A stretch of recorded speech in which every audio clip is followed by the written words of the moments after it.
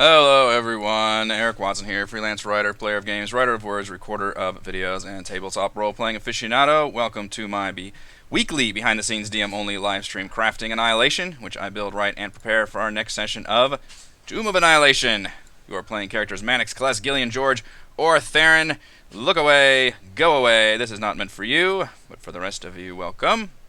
Stream our Tomb of Annihilation sessions live on YouTube every Friday evening. Catch up on previous episodes on my YouTube page, as well as read weekly session recaps at roguewatson.com. If you would like to support the channel, please go to patreon.com/roguewatson. Shout out to Platinum patrons, Andrew, Brian, Richard, and Joe. And Gold patrons, RPG Papercrafts, Charming Grenade, and Pretty Boy Numa. Thank you all for your support. For our campaign, we use Roll20.net, and for streaming, I use Open Broadcasters software with Streamlabs. So the holidays are a very busy time for most folks. For those of you watching after the fact, the recording, whatever, this is being recorded on December 27th, so I hope everyone had a glorious holiday break. Some of you may still be on vacation. As a freelancer, I am basically never on vacation, but I can kind of make my own hours. But this is a very busy time for me personally as well, because every year for New Year's, I throw a party, a big get-together gathering. Been doing it since high school, which is a long time ago by now.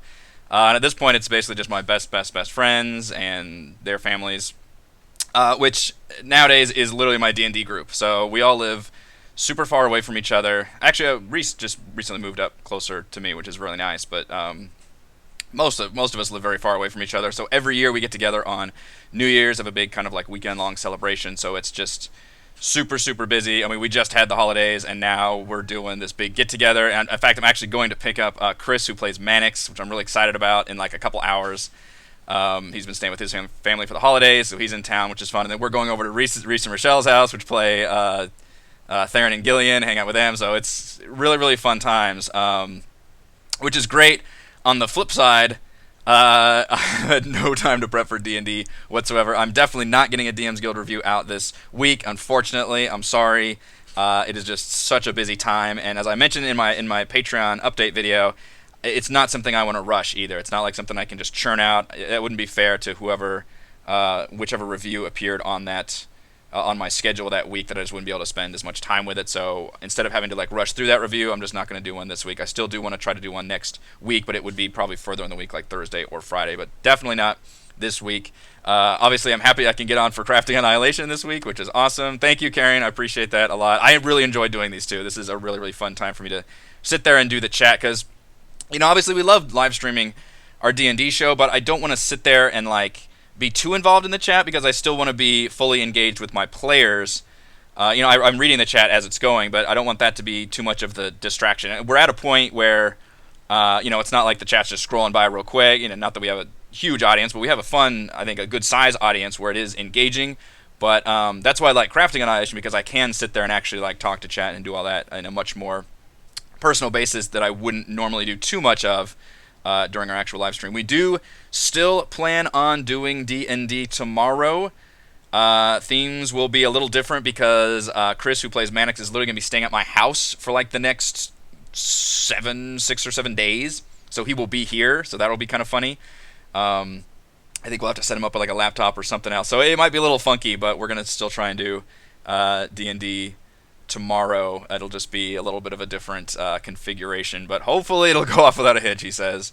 I do feel like, and going back and watching like some people that are watching like our old streams, Prince's Apocalypse, Storm King's Thunder, we have so many technical difficulties, and one thing I'm really proud of for Tomb of Annihilation is I feel like we've been able to minimize that for the most part, in terms of the really like audio cutting out and just poor video quality. All that shit has just plagued us forever, and I feel like we're finally getting to a point now where we've got everything set up pretty close to how we want to, so hopefully we won't have any difficulties there. Alright, so let's talk about what we're actually here for, which is D&D, Tomb of Annihilation. What happened last time?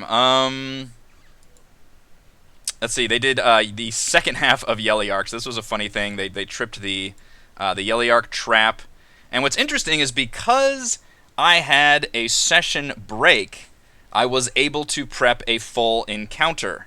Whereas normally if they had done this, at the beginning or in the middle of a session, I would not have been able to have any of that prepped. So because we were able to end the session with them having flung the village. I was then able to prep a bunch of stuff. And a lot of this during last week's crafting, I don't think I even discussed too much about my plans. I was thinking, well, maybe I'd have an encounter there. And I ended up really thinking about it. I was like, yeah, this is kind of a good opportunity to do an encounter, because I haven't had a chance to do the whole zombie apocalypse thing. The death curse is happening right now, so in my campaign that means anything that's dead doesn't stay dead. It comes back up as undead, which I think is a really good way of making the death curse a more immediate thing, even if the players don't have anyone personally that they care about. Everybody understands the kind of global pandemic of a zombie apocalypse, so they were able to fling that. Let's see, what map was that? I think I used this one. Yeah. So I just put together, this is the same map that I did the zombie one on, which, by the way, people have been asking where I use some of these maps, like some of the town maps I used in Port Nyanzaru, and some of these jungle maps. I believe they are all from a map maker called Syrkris, Syrkres, who has created a bunch of these nice battle maps. They're on Reddit. I think it's reddit.com/r/battle maps, literally. And then they've got a Patreon as well. Syrkres, Syrkres. Really good maps. I need to start giving them some shout outs, because I do like their map work quite a bit. But and I'm reusing a lot of these jungle maps. So I just flipped it and then kind of redid the dynamic lighting to make it just this area, so more like just a clearing, and kind of use some just Roll20 rubble, generic rubble here. And it was a two-part battle. I had a bunch of zombies raise up, and they played it pretty well. And what I did is I also reminded the players that this was a thing, because we hadn't done the whole undead raise up from bodies thing. So in Yeliark, before they set out, I had Undril tell everybody, oh, we should watch out for these bodies, because Undril was there, and she would know that one encounter in Malar's throat that had the bodies rising up from the dead. So they, okay, well, we need to deal with the bodies. So that means when they came here, they knew immediately. So it wasn't like a big kind of DM gotcha. It was more of a, okay, I've given you this information. And so they played it pretty well. They had Kales go up and do stealth things. Now, I still ended up doing my kind of cutscene, which was this supernatural. Yaka ends up getting raised as a zombie, because, again, you do not very often have reoccurring villains in D&D. It's very hard to escape with a villain without being just super kind of hand-wavy DM stuff, and Yaka was one of those rare NPCs that's been around for a couple sessions, so it was really fun to have him come back as an undead ghoul. Unfortunately, Kales immediately murders the fuck out of him in one hit, which she is very, very powerful in combat. That's what she's built for. Really the opposite of Manix, which is kind of funny. Manix is not built at all for combat, so they complement each other very well. So she was able to literally murder the ghoul in one hit with our house rules of massive damage, where if they fail a DC 15 con saving throw, if they take over half their health in one hit, half their max hit points in one strike, then they have to roll a DC 15 con saving throw. If they fail, I roll a 1d10 to see what befalls them, and I rolled a 1, which means it is an instant give, basically just complete death in one hit. So that was startling that I lost my... I mean, it was a ghoul. It wasn't supposed to be that hard, but that was like, whoa, shit. And then it was a bunch of zombies. So one thing I didn't prep for at all during last Crafting Annihilation was literally a last-minute change. Literally, you all, I did this probably like an hour before we went live. I just stuck an undead Ankylosaurus in the pile. I just thought, you know what? The village just crushed a dinosaur, and it's also getting it raised as a zombie. Because I wanted the undead dinosaur thing to be such a cool thing, and I thought this was a neat opportunity for that. And it was one of those situations where this started out as a pretty easy fight with just a bunch of zombies, and then all of a sudden this giant extra zombie comes out. There's this big battle beast. Really, really cool looking, pretty strong stat block. And then I proceeded to just suck so bad at my attack rolls. I've been having a string of really good rolls throughout the campaign. Honestly, since they entered the jungle, I've been just killing the players, like, with my rolls. They've all been really solid. I mean, zombies only have, I think, a +3 to hit, and I've been nailing those hits. And then all of a sudden, this one, the dice just were not with me at all. It was rough as hell. Yeah, all the Yaka build up for nothing. Yeah, that was... yeah, but it's kind of funny, though. It was, that's what she's good at. It was kind of a neat moment for her. He had his little, like, villain soliloquy at the very beginning, where I get to use my undead goblin voice, and then she just murders him. But the nice thing was, he wasn't the big threat. It was actually this big undead Ankylosaurus. The bummer is, I couldn't hit this thing worth shit. And he has like a +6. Like, he has a strong... This is a CR3 stat block. So not crazy strong, but again, this is a party of level 3s. They didn't have their NPC allies with them, which was really nice. I didn't even have to really convince the players, if you notice, if you watch the tape. I had them come up and just say they were pretty fucked up, and immediately the players were like, all right, well, you all stay here. Which I like that. I'm always trying to make it so the NPCs are never taking up that storied real estate or power level from the players. And I think the players are working with me on that, where they're also looking for ways to kind of not let the NPCs take too much of their power level away unless they need them. So I really like the fact they didn't have any of their NPC allies here, nor did they have them for the Yellyark fight. So they've really been just rolling without them, to my benefit, because I've been able to get some good hits in. Unfortunately, I just could not hit with this thing at all. It's only got a +6. Hang on one sec.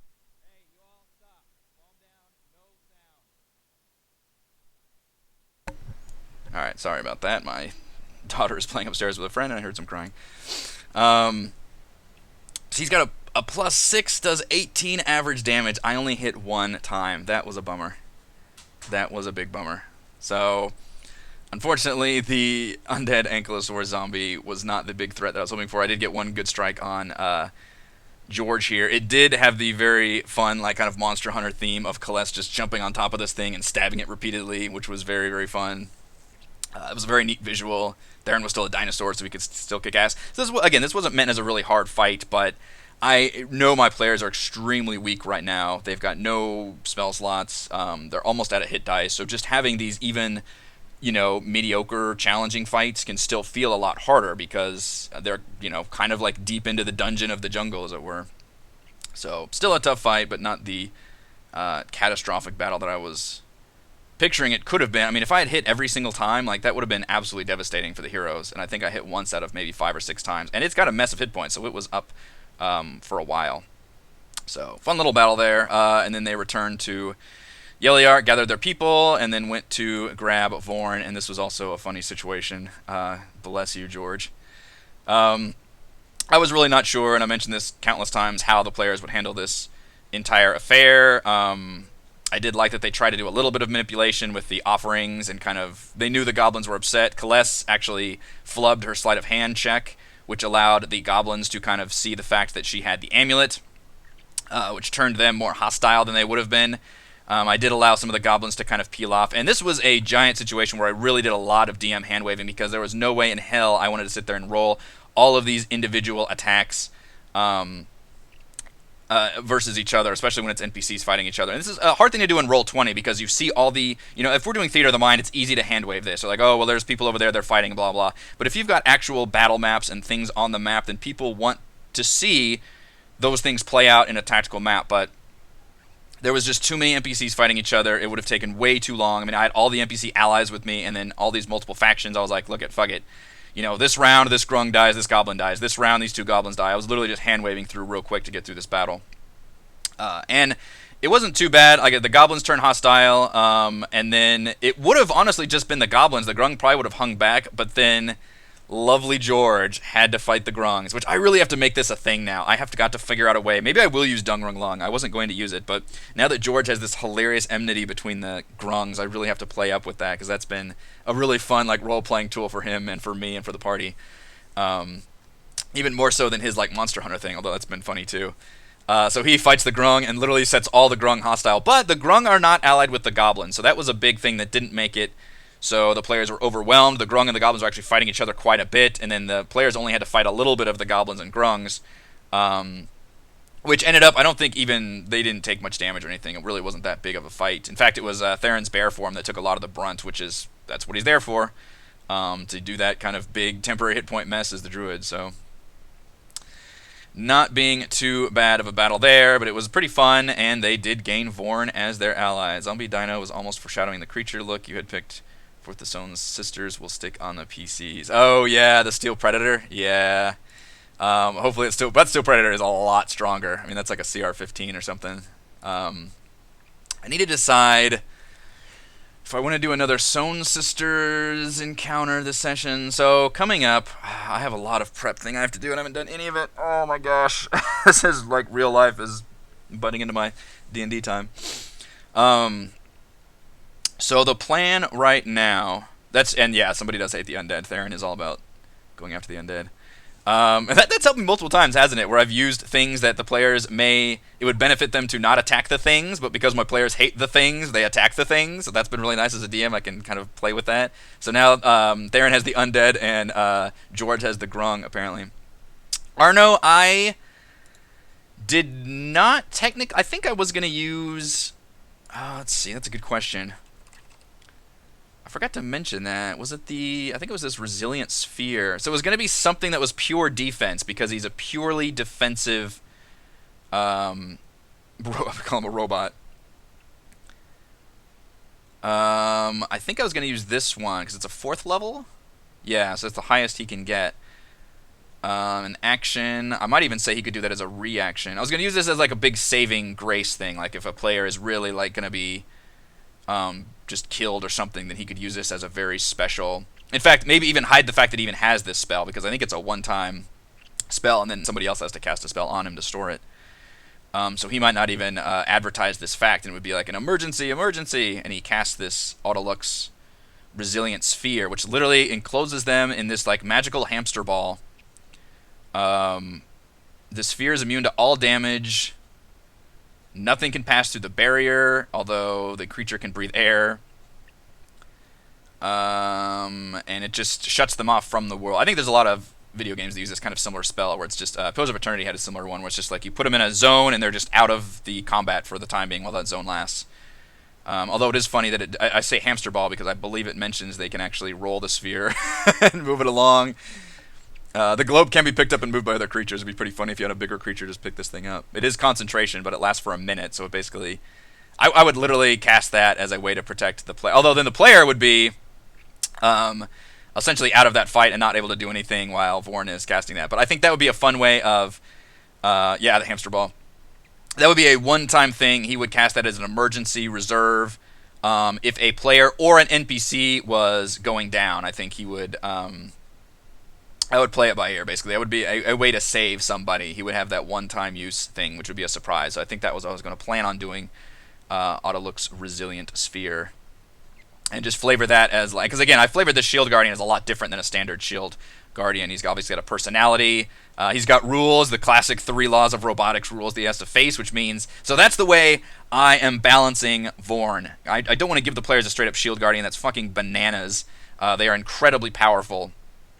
So instead, I'm going to flavor it that it cannot harm living creatures, and it cannot be directed to harm living creatures.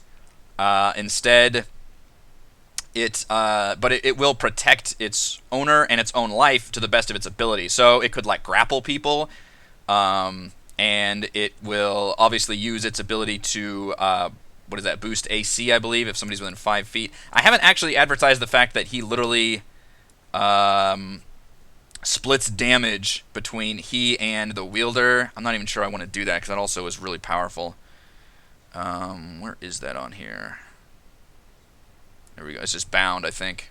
If the Guardian is within 60 feet of the amulet's wearer, half of any damage the wearer takes is transferred to the Guardian. That seems also really powerful. But right now, his main ability is that he grants a +2 armor class if he's within 5 feet. Where is that? Oh, that's actually a reaction. Okay. He can react by doing... Yeah, it grants a +2... I thought that was an always-on effect. When a creature makes an attack against the wearer of the Guardian's amulet, the Guardian just grants a +2 bonus to the wearer's AC. Okay. But that's the Guardian's reaction, so whatever. And he wouldn't use opportunity attacks anyway. So I'm basically treating that as as long as you're within 5 feet of Vorn, you have +2 to AC, which, to me, that's just a really good magic item that happens to walk around, right? Like, that's... A +2 AC is huge. And she's got a base... she's a base 16? Good lord. So with Vorn, she's got an 18? That's huge. So, I mean, even if that's the only thing he does, I feel like that's still like a big magic item thing to do, is just have somebody that gives you +5 AC as long as they're walking around next to you. And then he also has the ability to be directed to, you know, he could do different things too. He could be, hopefully they use him in fun role-playing ways, which would be fun. Although he's got his own personality. He still will generally obey, again, as long as he follows those rules.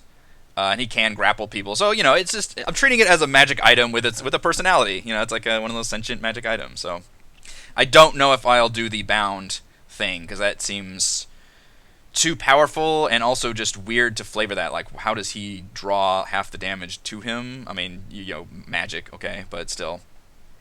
As a pack donking, yeah, that would make sense if I cared about encumbrance, which we never have. We don't care about food and rations. We don't care about encumbrance. We don't do a lot of the like nitty gritty RPG stuff, I guess, because none of that interests me as much as the like story and combat and emotional stuff. So, yeah, you could give him shit, but I don't think it would matter much. So yeah, that's Vorn. So I need to actually add Vorn to their party NPCs, don't I? I've got a whole page where I keep up with their tokens, which helps. It's also just a big, scary, intimidating dude, so that might have an effect on certain creatures as well. So let's go to the map. What I have planned next was the Tropical Storm. Here we can see their current location. When they travel to the next hex, there will be a tropical storm. Oh, catch up on chat. Vorn should pick it up and dash away. That would be funny if Vorn himself actually picked it up. I'll save you. Yeah, given the, I mean, it would be a case-by-case basis, but that would be pretty hysterical. He casts it and then just like picks up the hamster ball and runs. Spell saved one of my players in the tomb. We got to watch his buddy drown from inside the ball. Oh no! That's funny. So when they enter the next hex, it sounds like they will take the Camp Vengeance plot thread next, which again, they don't know about Camp Vengeance. They don't, like they did with Camp Righteous. They didn't know what they were going to get with Camp Righteous. So the next hex they will enter will be the Tropical Storm, which I think I was going to use that for a... Y'all heading out? Okay. Probably going to be a... Let's see, where was the rule for that? Jungle Travel. I have multiple Google Docs open. DC 10 con save or gain a level of exhaustion. I liked that as just having Tropical Storm be more than just a, cutscene. Which obviously it will be that, but unless the players have some way of avoiding the storm, which I don't think they do. They don't have like access to those, Leoman's tiny hut and all those special things. I've been really stingy on giving them abilities. They're also still level 3, and they're starting to drop hints that they've been level 3 for a while, and I feel them on that. Comparing, unfortunately, going from Storm Kings to Tomb is bad in two ways. First, it's bad because we vaulted ahead the lower levels all the way to level 5. I think by the time it was session 12, we were level 5 in Storm Kings, which is crazy. And also Storm Kings has a shit ton of magic loot. Tomb is opposite in both cases. Tomb is way more low-level focused. The entire jungle is basically tier 1. And it's way more of a, way less loot. So, but even with that, like, even going back to our Lost Mine and Princes campaign, we have been level 2 and level 3 for a while. We're going into session 17, I believe, tomorrow, and they're still level 3. So, I think I'm going to plan on, when they reach Camp Vengeance and long rest there, I think then they will be able to level up. So, it will probably be, I'm going to have some things planned, which I need to do this right now for Camp Vengeance, and then when they long rest, I think then I will let them level up, which will probably be the beginning of next session. They would finally reach level 4, which is pretty close to where I wanted them. I did kind of want them to do Firefinger while they were still level 3, but at this point, I mean, that would take them a long... I mean, how many... and I don't want to burn them out too much on random encounters in the jungle either, but that's still, like, minimum probably, 3 to 4 random encounters, even if they go straight to Firefinger.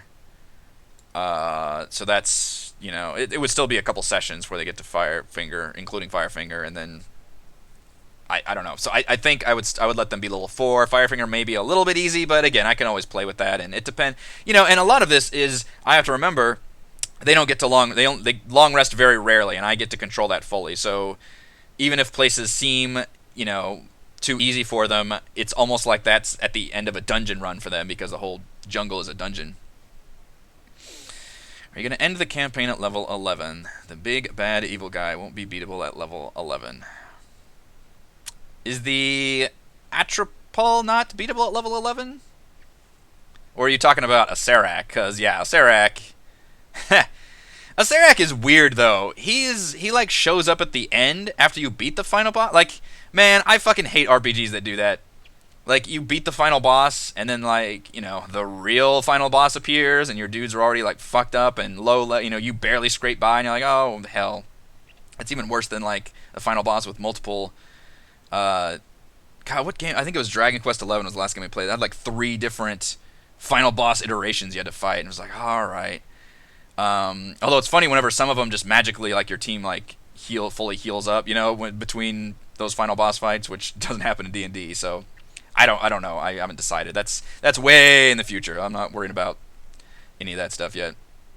But yeah, I'm planning 11 or 12. So my current level delineation. That's the one Google Doc I don't have open. I have plans, which was going to be how the old school Fallout games did it. That's 2. Which is doing it by like the lower you got, the higher the level you should be. Which is pretty close to where they are. I wanted level 3. Was going to be Camp Righteous, the Yeliark Vorn thing, Camp Vengeance, and Firefinger. So they'll end up doing all of that except Firefinger. And then level 4 is basically all of this section of the jungle, which is Oralunga, Mabala, Dungrunglung, Needles Bones, Kirsabal, all of that. Now that's a fucking huge... Aldani Basin, Heart of Uptau, all of that shit. Actually, I said level 5 for that one, so maybe just here for level 4. Which, you know, it's hard to do the left and right thing. Are the players really going to trek all the way across the jungle like that? I may make things a little more compact. I don't need to have Oralunga be way the fuck to the left there. Or just have less encounters, I suppose. And that would be... And then level 5 would be...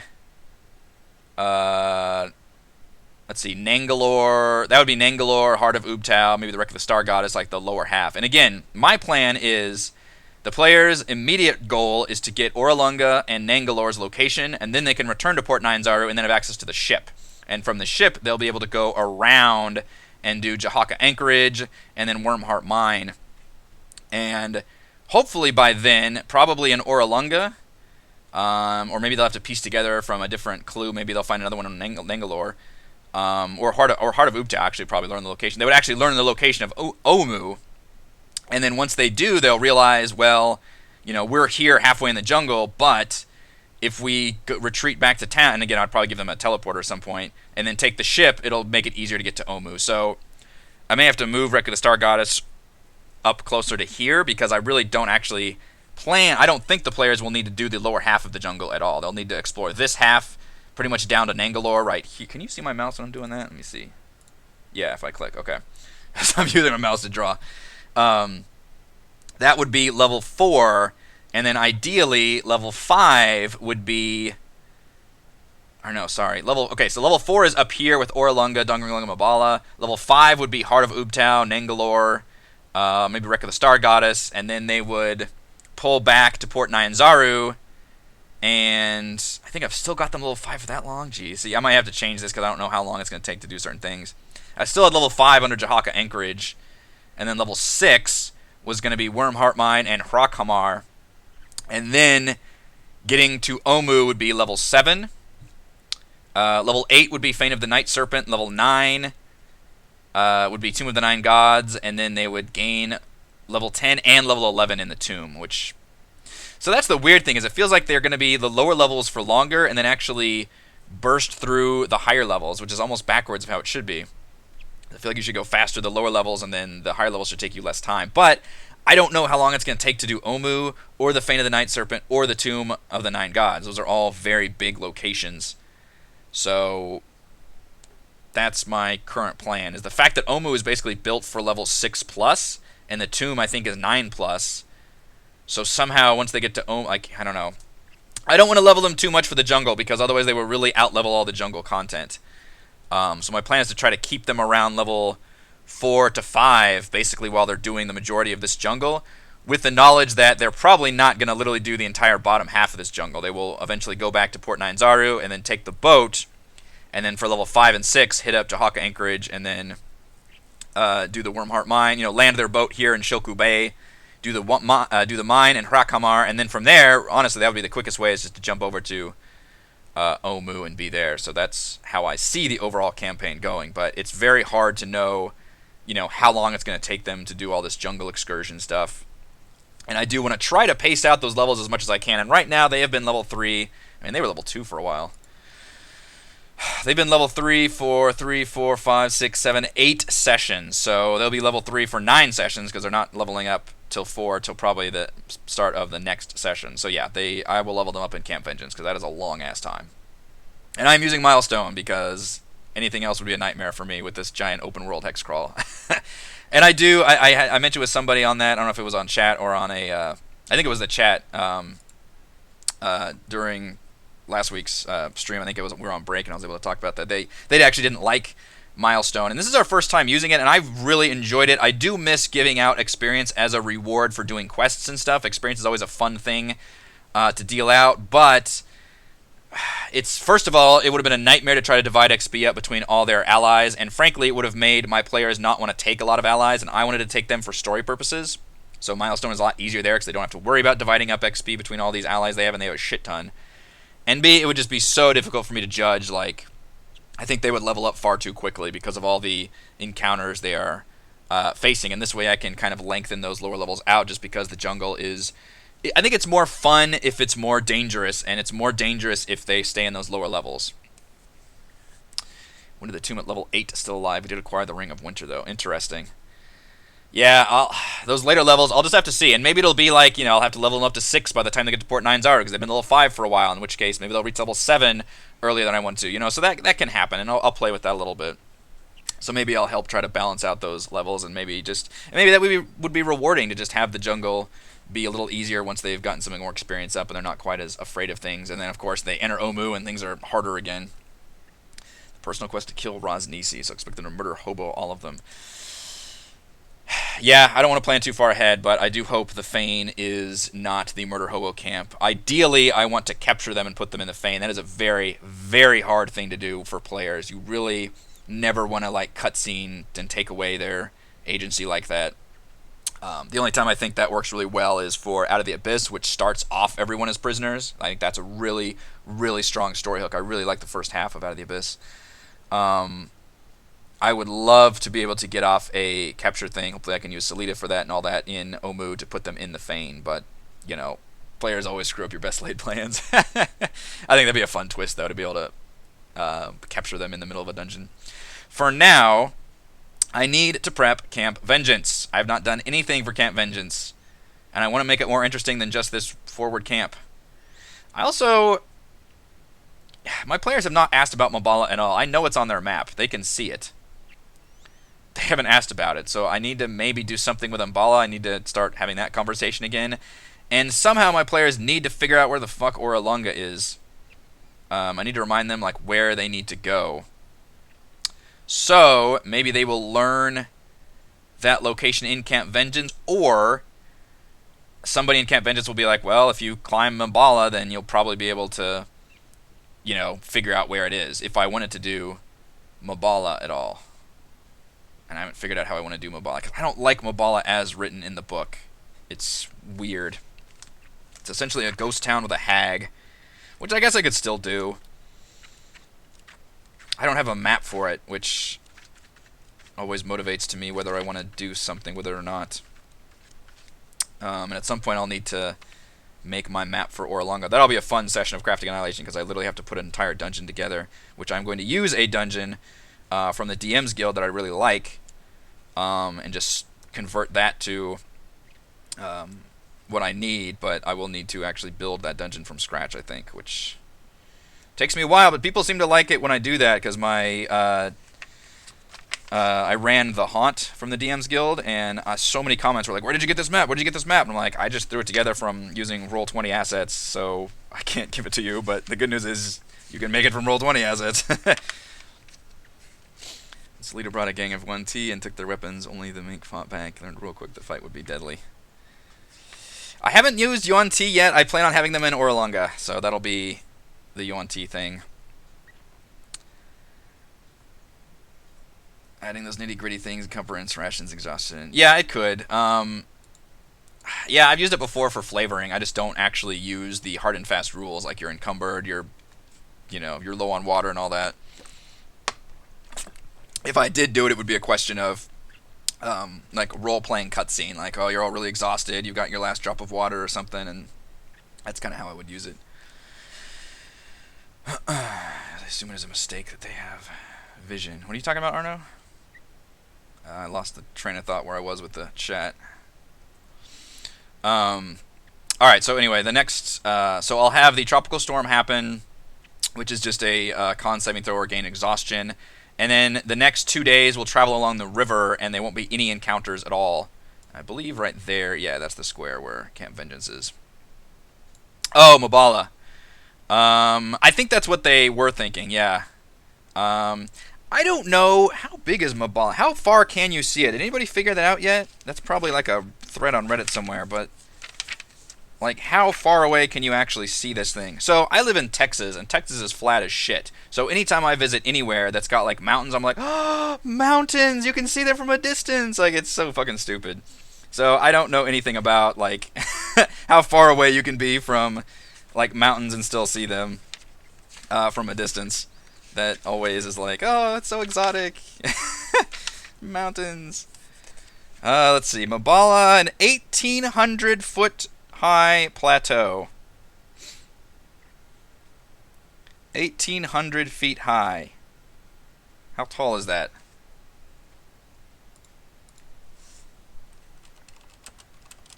I need, and I know not all of you probably use feet.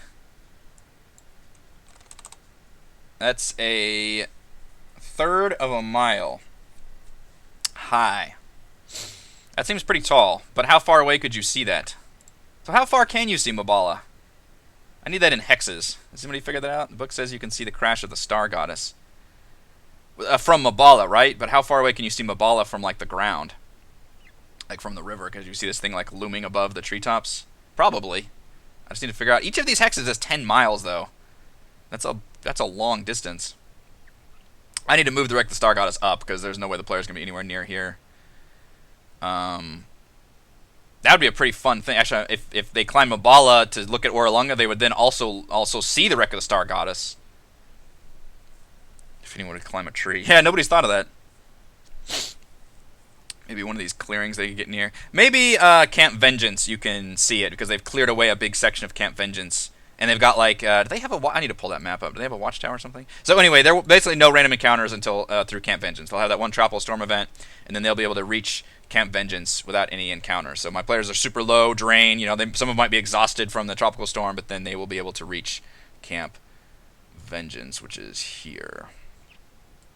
Maybe I should just go ahead and move that up here.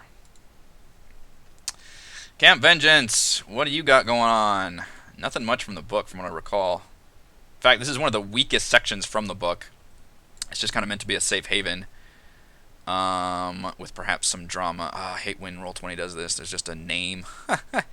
Shoot, that means I need to come up with an actual picture for him. I hate it. I mean, I see why they do it. If there's not a picture in the book, then they'll just do the name. But I would rather you just give me a generic commoner picture. Anything. Do they have? Yeah, they have watchtowers here. How tall is Camp Vengeance? So, maybe... I'm really just starting to spitball now. So they get to Camp Vengeance, and maybe somebody suggests they go to Mabala, because Mabala will be able to see everything in the vicinity, and then from Mabala they can see Oralunga and Wreck of the Star Goddess, so that would give them 2 points of interest on the map. Because right now the only point of interest they have on their map is Firefinger. And I don't want them to go to Firefinger yet, because that would be the opposite direction to Oralunga. So at the very least, they should probably, because Mabala is a lot closer, so they could go to Mabala, and they know they need to go to Oralunga, and then I'll probably move this Wreck of the Star Goddess, because the nice thing is, I can put shit wherever the fuck I want. Let's actually put it on the map layer so I can see where it is. So I could put the Wreck of the Star Goddess a lot further up, so they won't have to go so freaking far. Although it is nice that it's in the middle of undead territory here. That's true. They should see Heart of Ubtao as well. Yeah. Join the TOA DM's Discord. There's a ton of assets for missing tokens and maps. Ah, that's a good advice. I always think of Discord as just like TeamSpeak. I forget it's a whole fucking community now. They've really done a lot. I mean, it's a store now, right? It's a digital store. They've done a lot of stuff with Discord. It's pretty impressive. In fact, I interviewed a developer, indie developer one time, and it was on Discord, and they had their whole the PR company had their whole chat thing up there with different rooms and all that, and I was like, man, I didn't realize, I forgotten Discord was such a big cool thing now. I was using Skype like a Neanderthal. Um,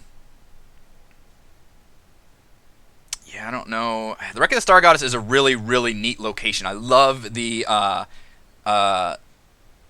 the environment it gives you with the multiple elevation and everything. I really do want them to go there.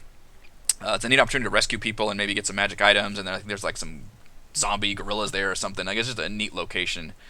So I do want them to go there. But I think if I put it this far off, later, Arno, I don't know if they would actually go there anytime soon, so I may have to move that up closer to like maybe here, maybe to the side of the Aldani Basin. Because again, I don't see them doing this entire bottom half of the jungle basically at all. So what if we move that? Let's see, maybe to the right, upper right of Ataz. I don't know. Maybe put it here, since Roll20 nicely put everything on the GM layer, so I can just move it, and there we go. And then now I think they've got a chance of actually doing it. Nice, yeah. I do need to get on that. I know people have been talking to me about Discord as being a good option. Cool, so let's put that there. Okay, so I like that idea. So from Camp Vengeance, they should be told, look, go to Mabala, climb up there, and then they will gain the locations for the Heart of Ubtao, the Wreck of the Star Goddess, and Orolanga, which is great. And in fact, I will probably move Orolanga closer, because that also doesn't need to be so freaking far away. Although, okay, Mabala is actually in its own little clearing. See, this is the evil thing. You could force them to go all the way down to Ataz Kakla to get to Orolanga. Maybe I'll put it just across this river down here. I don't want to put it so far away. That would be 4 hexes. And just use another, although that looks like more of a gorge. They just have to figure out a way to cross the river, basically. To put it right next to the river. So let's move that. God, I can't remember where it is. Like here?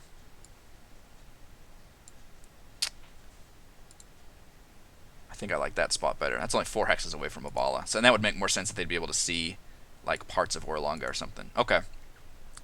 And then Heart of Ubtao they can see from further away because it's literally a giant floating rock on the other side of this swamp. Alright, so I'm liking this. Let's put it like 1 hex over, compacting everything a bit. Alright, so I like that idea. The problem is, A, I still need to prep Camp Vengeance, and B, now I actually do need to prep Mabala. Or have nothing there. Just have it be an empty fucking plateau. The players have to climb it, and that's a big danger.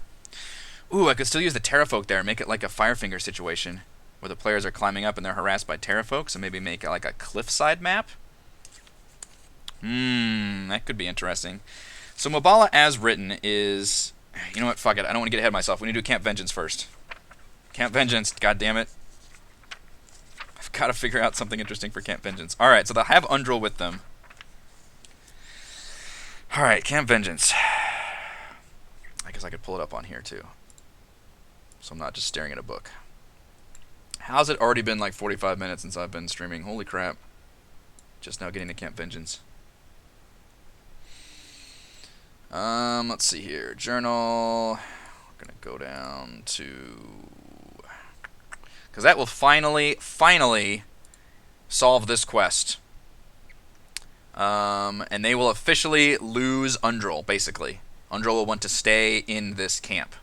So they will lose a big source of their help. Honestly, a big source of their help. Having a cleric freaking... She's basically a 5th level cleric. She's got 3rd level slots, and that has been a huge benefit for them. So they will lose her. But the benefit is she should be able to, you know, not have them like instantly arrested or anything weird. And she'll be able to say, like, here they are. So maybe I'll start off with them approaching the camp. A bunch of guards come out, because obviously they're watching the area, and act like they're about to arrest them. Or, you know, whatever they do, because obviously they're think everything around them is hostile. And then Undril will say, like, oh no, we're here to, you know, here's the Order of the Gauntlet papers and everything. And they'll be like, oh, you're the reinforcements. and then they will be conscripted, and then the players will have to decide how to react to that. Yeah, I like the Terrafolk. Again, I'm getting excited about these encounters. I really need to prep Camp Vengeance next, because I feel like we're not gonna. I feel like the entire next session will take place in Camp Vengeance, especially if I can prep it enough. So, and honestly, my players have had so many random hostile encounters. It'll be nice to just have some social stuff. Everybody jokes about how Mannix is incompetent in battle, but really that's how he's built his character, and he's been very true to that. So I also want to have session, and it's like Theron has been able to shine, George has been able to shine, and Kales has been able to shine in those combat encounters. But I have characters that aren't necessarily just built for straight up combat like that, and I want to give them a chance. So I think having this whole session of mostly just chilling in Camp Vengeance will be a nice change of pace, honestly. That being said, I do want to do some fun things with like an undead horde attack or something. Alright, where are you, Camp Vengeance? There you are. Camp Vengeance. Scattered around the fort are piles of charred human corpses and flayed animal carcasses swarming with flies. Nice. They have the really small rowboats, don't they? Yeah, they're smaller than ones I was using. Alright, handful of warriors that ordered the gauntlet escaped the undead onslaught by retreating up the river toward the Aldani Basin. 3 days later, and their retreat by digging in the spot. Eventually, they got word that they went back to Port Nines, they've since been reinforced. So I'm not having it have that happen. It's just they were a bigger group to begin with. Small camps were transformed into a fortified base, far more capable of standing attack than Camp Righteous ever was. So we'll just see that the group came back, and this time they just went super defensive. They basically underestimated that first fort and like what they needed for an encampment, and this time it is like fully defensible. Unwholesome vapors and clouds of insects ascend on from the pestilent Aldani Basin, lying only a few miles to the south. The night station are disease-ridden and exhausted from their constant battles against giant jungle carnivores by day and undead horrors by night. I definitely want to reflect that. Templar in charge of the devout worshipper of Tyr named Niles Breakbone, a man who's dedicated to everything to the Order of Gauntlet, poorly suited to commanding a post like Camp Vengeance. The standard garrison at the base consists of 58 people. The number of effective warriors at any time is usually lower due to sickness. That would be a big reason why Undril would stay, is because the whole place, all these tents, like people just holed up sick. I need to decide how many active guards I've actually got then. I don't know if they would all be these. Do I have a regular, like, I think I can use my stat block from Flaming Fist, because I don't think they would all be native Choltons. Because I used that for the Flaming Fist also, as they were explicitly foreigners to the area. Let's see, is there like a... No, the Knights also... They all look like they are native Choltons. I thought I did... I'd have to use the veteran picture, but I could still use a guard stat block, I guess. What did I use for Flaming Fist? Did I not have a stat block for them? Or did I put it somewhere else? Maybe I put it up here.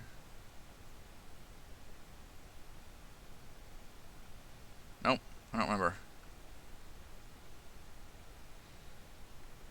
Guard, Gladiator. I guess I'll go pull up that map. Anyway. Let's see, who else is with you? Breakbone has 2 captains under his command. Ord Firebeard, a dwarf, and Pern Salhana. None of these people have pictures, so I'll need to grab pictures, I guess.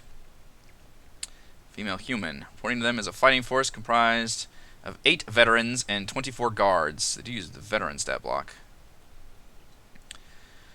Supplemented by a religious corps of 6 acolytes led by Sister Sias, female human priest, which would be the person Undra would report to. Technically, the religious Templars are part of the fighting force, but in practice spend most of their time tending the sick and wounded. Again, that's why Undra wants to stop there. Fort is supported by a ragtag group of Cholton hunters and scouts, consisting of 15 tribal warriors, led by Lorsa Bilwattle, female Cholton human scout. Oh, that's a lot of people. I should have been prepping this more. Niles Breakbone's longtime friend, Wolf Rygor.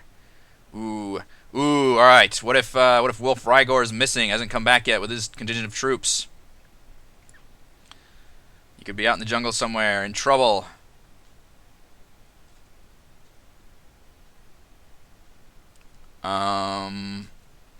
Maybe they went to Mabala. That could be another reason the players want to go to Mabala, to find a missing group, I could just have that quest chain of finding the order just keep going, keep going. And maybe they ran afoul of the hag there. I like that idea. So the idea here, Undra would be able to, get them into the camp essentially. But once in there, Niles would meet with them, and Niles is an asshole. I would have him just be a super jerk. Let's see, does he have more information on him? He really doesn't. I thought it mentioned somewhere that he just says he's poorly suited to commanding a post like Camp Vengeance. He just hates the jungle. He hates this area. He hates that Camp Righteous was overrun. They're constantly under attack. He resents the fact that they're out here with no aid or support. They're constantly being attacked, and the fact that she will show up with a bunch of people, he will expect, like, okay, this is the reinforcements. You're all going to be immediately put to work defending this garrison. And then the players will be like, oh, no, we're not actually here for that, or how they want to do it. And he would not take kindly to that. So he would either have people arrested, which probably wouldn't go over well, or the players could sneak out, or I would have maybe the captains be the ones that the players would be able to work through. I'd have to decide if either Ord Firebeard or Pern Salhana would be the ones that would help the players out. Obviously, Undra would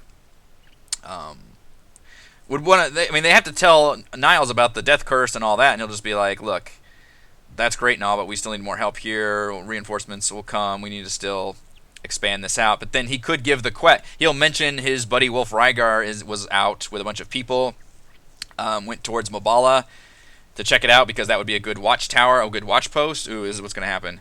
And then he would suggest that, okay, at the very least, the player should go to Mobala and check up on him and try to find him if they can be trusted that way. Undra, no matter what happens, Undra will remain behind and officially join the cleric group here and help them out. So again, just kind of a lot of social encounters here. The players will be able to long rest here, finally. And then I want to set up some kind of neat event that's some kind of attack. I want to really illustrate the fact that, yes, this is a safe place here, but they are constantly under a barrage of attacks. And that one thing that Chris did well with Storm King's Thunder is a number of times there was a giant siege battle, and they were really fun. And I kind of want to do that here. Probably with undead. It says undead horrors by night and just large jungle carnivores by day. I don't want to have the dinosaurs be like monsters. I want to treat them like the Jurassic Park dinosaurs, which is like, yeah, they are dangerous, but they're not like killer monsters necessarily. Which means undead would be the most logical thing that would assail this camp. So maybe at night, maybe before they get to settle down for the long, we're getting to the session and they think they're going to long rest, and then before they get a chance to, one last encounter, which is a giant undead horde, moves in, and the players get to really prove themselves at that point. As this undead horde moves in, what could be in that undead horde? And basically, it won't be a very hard encounter, but it would be one of those where the players can really make themselves useful, and it would be a lot of hand waving for undead are getting stuck on here, but maybe there's one area that's getting overrun and a few attacks have to be off and all that, so they will have to repel things, and maybe have an undead dinosaur of some kind. Some kind of a boss creature that once it goes down, then they've basically repelled the enemy, and I'm thinking undead would work the best. An undead knight encounter with just a huge horde. Again, I'm thinking Walking Dead, when a huge horde arrives and it's just oh shit, this is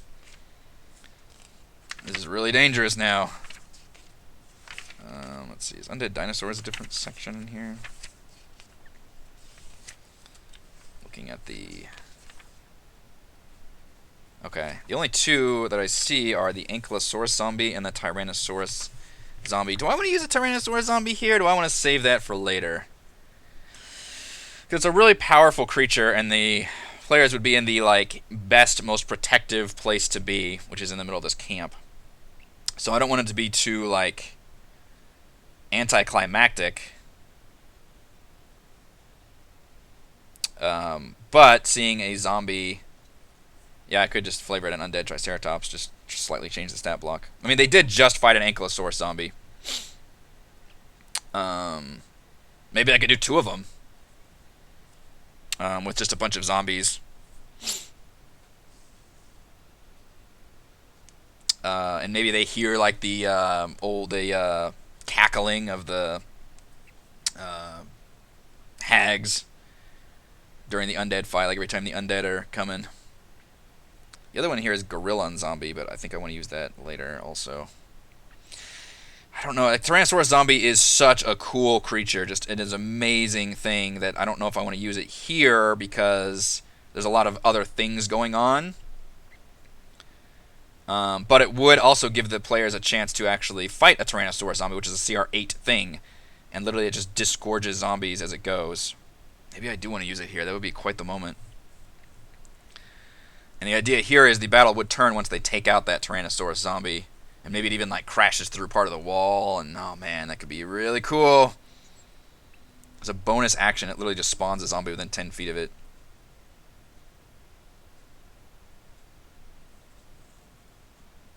After a zombie is disgorged, roll a d6. On a roll of 1, the Tyrannosaurus zombie runs out of zombies to disgorge and loses this trait. The Tyrannosaurus zombie still has this trait when it dies. 1d4 normal zombies erupt from its corpse at the start of its next turn. Ah, that's awesome. Multi-attack. Makes 2 attacks, bite, and with its tail.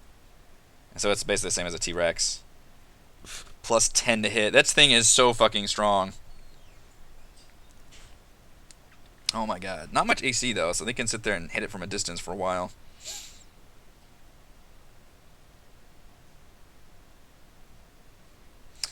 That's an interesting choice. Do I want to blow my metaphorical load with the Tyrannosaurus zombie here? I think they eventually fight another one in the Tomb of the Nine Gods at some point. There's just one in there. Which the fun thing about that is if I show it off here, which is this big powerful thing that is difficult to take down, then it'll be fun later when they're like level 10 and be able to like fight it in a straight up fight. That's also a fun thing to do, and something that happened in Storm Kings where it's like the giants are sieging the castle and like, oh man, there's no way to be able to do this. We're actually fighting these straight up, and then later we're level 10 and we're just fighting giants normally. So that's always a neat thing to do with D&D, and to reflect that level curve is like you fight something early on that no way to be able to fight in a straight up fight, and then later on you are able to basically. The way this map works too, I should be able to crash in a zombie at the edge without giving them too much of a range. I need to draw dynamic lighting around here though. So maybe I'll do that. Maybe I will have they'll show up, and I'm not going to sit here and type all this dialogue out because that's not fun to watch during streaming. I'm more about talking this through, but they'll show up at Camp Vengeance. A bunch of guards will surround them and instantly want to strip them down and like arrest them or ask them a bunch of questions. Undra will be able to essentially act as the diplomat and get them inside. It's their reward for basically keeping Undra alive this whole time and having her with them. But then once they get inside, they'll meet with Niles, and he will demand that they are the reinforcements, and he'll probably want like Kaless arrested because she's a fucking drow. And be like, what the hell is with this ragtag group? This is not the order that I know of. A little bit of a racist, I think. Although, I mean, it is racism, but there are also races in the Forgotten Realms that are like 90% evil. So that's a weird thing in of itself. Also, I find it very eyebrow raising that literally the only culture and society in D&D that's matriarchal, the Drow, is like horrifyingly evil. Yeah, I find that fascinating. But it's interesting. Like, it is racism, but it's also like there are races that are like explicitly mostly like orcs and goblins and all that, then drow that are almost entirely evil, but not all of them. So there'll be some conflict there is the idea, and at some point I need to mention the fact that obviously they're under attack, so they could use the people here. I don't know if they'll want to straight up arrest these people, maybe arrest some of them. Undra will try to put up a fight. The captains maybe will speak on their behalf. And in any case, maybe things will stay fine for the day and through that evening.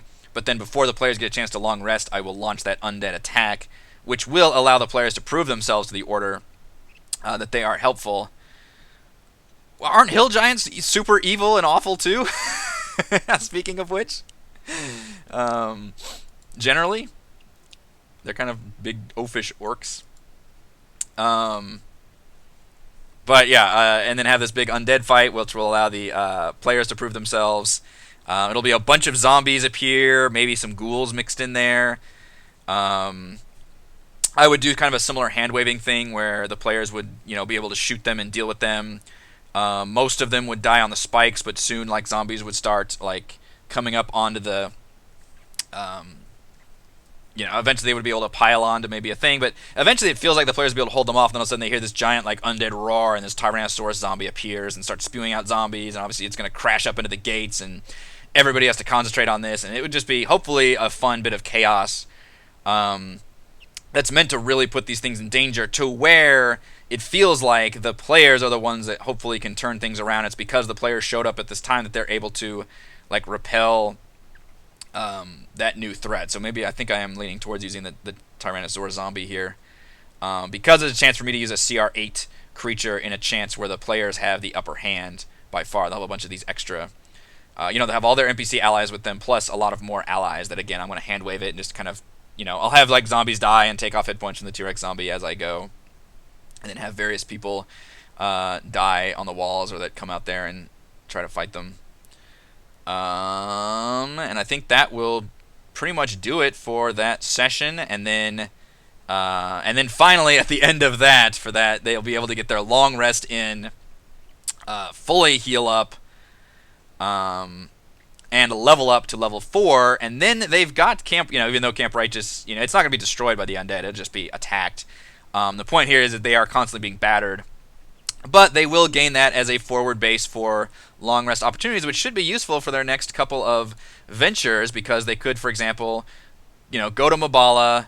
I'll have to prep that for next time in terms of what they find there. And I do like the hook of, like, saying that an adventuring party went to Mabala to basically do what the player should do, which is climb to the top of it and scout out, and they never returned. And then they will, from Mabala, they'll have to find out, either, probably those people are dead, maybe they'll be able to save some.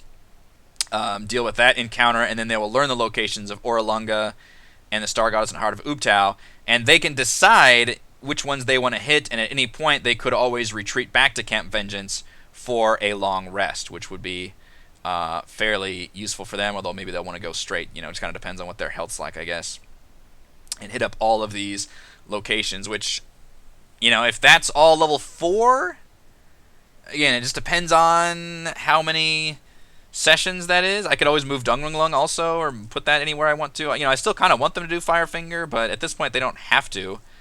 And then I don't know when I would put Azaka back in here. She was left in the river. I feel like they would have Azaka with them once they get to here and travel along the river, but I don't know if I'm ready to bring her back yet. She would want them to go to Firefinger. Well, now I have second thoughts about this.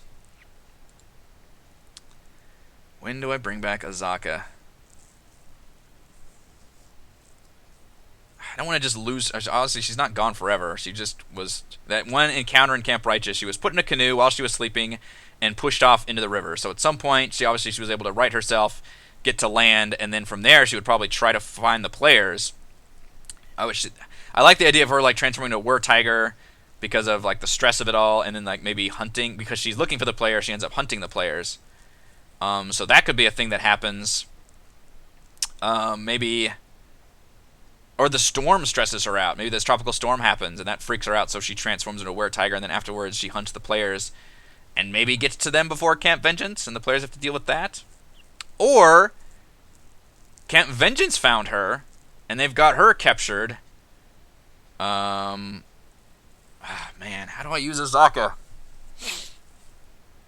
I don't want to just lose her. I just feel like if I have the players reach Camp Vengeance and they haven't yet seen Azaka, then they would just continue going this way, and then if they go in here, I don't see why they would find Azaka here in any of these locations. So I feel like I actually do need to have them meet up with Azaka again before Camp Vengeance. Although I like having Azaka not with them because she's so powerful. How many NPCs do you think will make it to the tomb? Well, I don't know. At some point, as I've mentioned, I plan on having them return back to Port Nyanzaru once they've gone to Orlunga and Nangalore. And once they do that, they will gain those 2 dwarves, because I think they want to do the dwarf missions to go to Wormheart and Hrakamar, so they will actually get more. And they could always drop off, maybe the Tabaxi are good and they say peace, deuces, or maybe Azaka's, got Firefinger and she's like, all right, I'm good to go, I need to rest, you guys go on ahead. That could be, maybe anticlimactic, but I don't need them to have a whole horde of people anymore, so that could be it though. So now that I'm thinking about it, I may need to actually have an encounter with Azaka. I need to be careful using a Were-Tiger, though, because that is a very strong thing. Or have Azaka be captured in Camp Vengeance. But then why would they capture a Were-Tiger and not just kill it? I don't want to have the Were-Tiger having murdered a bunch of people, because that would be bad for Azaka. Maybe Azaka retreated to Camp Righteous, saw a bunch of undead. I don't know. I want them to meet up with Azaka at some point, but I don't want to have it be too long.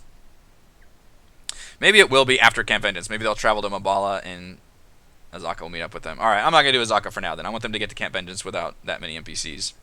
I'll figure out Azaka later. For now, I think that will do it for this week's Crafting Annihilation. I look forward to doing Camp Vengeance next week. Patreon subscribers, please give me more Q&As so I can answer them on Crafting Annihilation as well. If you like the content, obviously, patreon.com/RogueWatson. Tune in tomorrow for our next Tomb of Annihilation live play session. I'll see you all then.